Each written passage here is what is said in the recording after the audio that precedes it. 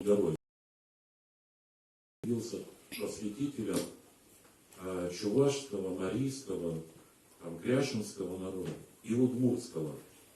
И он первый начал переводы святых текстов на национальные местные языки.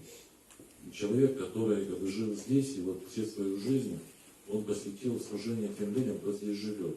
Невзирая и сокрушение в сердце моем и смирение в мыслях моих дела Твоего служителя, ибо и все освящения и едины наших, блажи души светлых, и Тебе ли поподобны, яко Богу и Владыце, славу всевославим на всяк день. Тело Твое святое, Господи Иисусе Христе, Боже наш, да будет мне в живот вечный, кровь Твоя честная, воспаление грехов,